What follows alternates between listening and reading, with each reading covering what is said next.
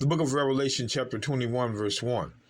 And I saw a new heaven and a new earth, for the first heaven and the first earth were passed away, and there was no more sea. So what is John talking about? He saw a new heaven and a new earth, for the first heaven and the first earth were passed away. How did they pass away? Now, I want to go here. The book of Matthew, chapter 5, verse 17. Think not that I am come to destroy the law of the prophets. I am not come to destroy, but to fulfill. For verily I say unto you, till heaven and earth pass. Heaven and earth pass. Pass what? Away. One jot or one tittle shall in no wise pass from the law, till all be fulfilled. Now, brothers and sisters, when Christ says till all be fulfilled, that means till heaven and earth pass. But the Christians want you to think it's at the cross. No, it's not at the cross. Now let us prove ourselves. Now I'm going to read this again, then we're going to fly out to Isaiah. For verily I say unto you, till heaven and earth pass, one jot or one tittle in no wise shall pass from the law, till all be fulfilled. Now let's go back to Isaiah 51. Till all be fulfilled. Till heaven and earth pass. Isaiah 51 verse 6. Till heaven and earth pass. How is it going to pass? We're going to go to 2 verses. Isaiah 51 verse 6. He writes, lift up your eyes to the heavens and look upon the earth beneath. Heavens and earth. For the heavens shall vanish away like smoke, and the earth shall wax old like a garment.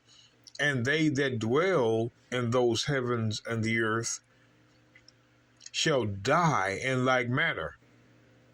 But my salvation shall be forever, and my righteousness shall not be abolished. So Isaiah records heaven and earth passing away by fire. Fire now.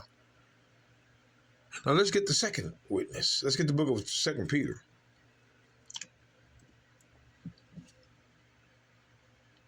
Chapter 3, second witness now. Trying to do this quickly. 2 Peter 3 and 9.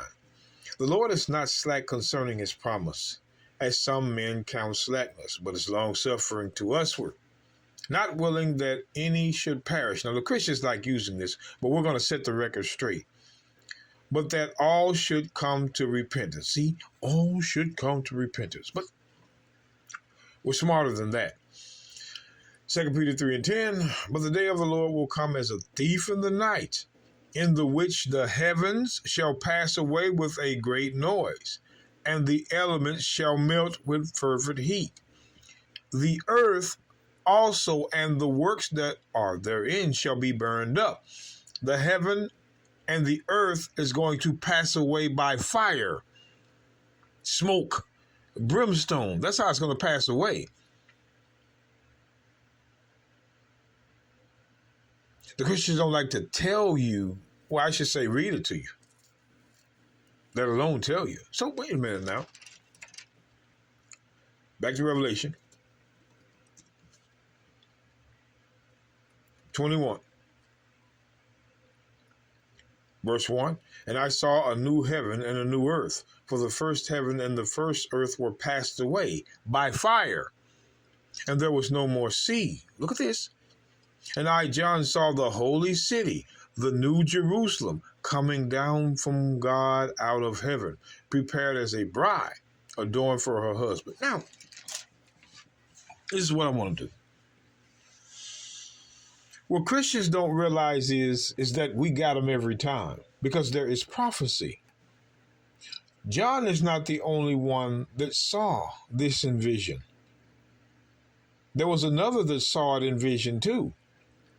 Because what the Christians are trying to say is that in the new Jerusalem, the nations will be there.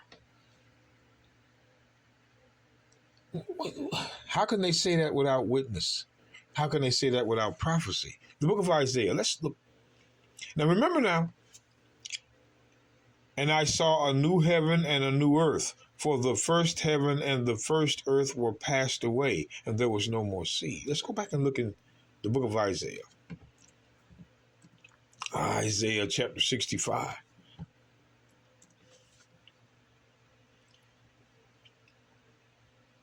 Isaiah chapter 65, verse 17. Here's Isaiah's account. For behold, I create new heavens and a new earth. Same thing that John was talking about. Same thing that was written in Revelation 21:1. For behold, I create a new heavens and a new earth, and the former shall not be remembered, nor come to mind. Whatever was former shall not be remembered. Watch this now. But be ye glad and rejoice forever in that which I create. For behold, I create Jerusalem. This is the new Jerusalem. I create this Jerusalem. That's the new Jerusalem. A rejoicing, and her people a joy. Now let's find out who these people are, because it says her people. Watch. And I will rejoice in Jerusalem and joy in my people. There you go. Now, let's, in case you are confused, because Christians, they'll tell you, see, it's my people. A Christian pastor will read that to you.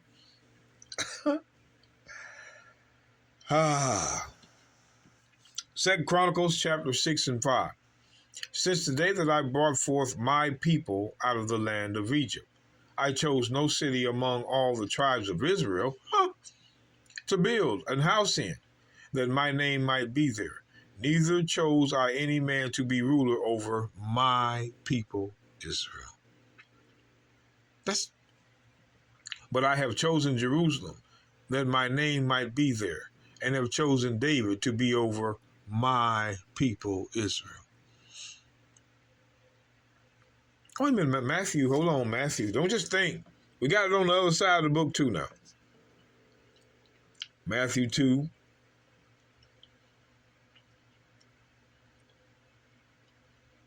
Verse 6. And thou, Bethlehem, in the land of Judah, art not the least among the princes of Judah, for out of thee shall come a governor that shall rule my people Israel. There is not a chapter or a verse that is going to tell you my people is all people. You won't find it. See, when you stop listening to the mouth and start asking them to prove it, they're not. That's when you should know. So we'll go back to Isaiah 65. Picked up where we left off. Isaiah 65, verse 19. And I will rejoice in Jerusalem and joy in my people. That's Israel. And the voice of weeping shall no more be heard in her. That is the her people, nor the voice of crying. See, brothers and sisters, when it comes to the new heavens and the new earth, one group of people we see that are going to be there is Israel. We're not seeing the nations there. Not at all. So we go back to Revelation 1. See, it's Revelation 21. It's easy for these Christians to just say, but more than one testimony is there. And I saw a new heaven and a new earth, for the first heaven and the first earth were passed away by fire, and there was no more sea. And I, John, saw the holy city, the new Jerusalem, coming down from God out of heaven, prepared as a bride adorned for her husband. Watch this. And I heard a great voice out of heaven saying, Behold, the tabernacle of God is with man, and he will dwell with them. Who is the them? Israel. And they shall be his people. Who is his people? Israel. God himself shall be with them and be their God. Straight. See, Isaiah's account record who's going to be there. John's didn't. That's why you don't just take one verse and say, oh, context. No, it's by witness and precept. That's the best way.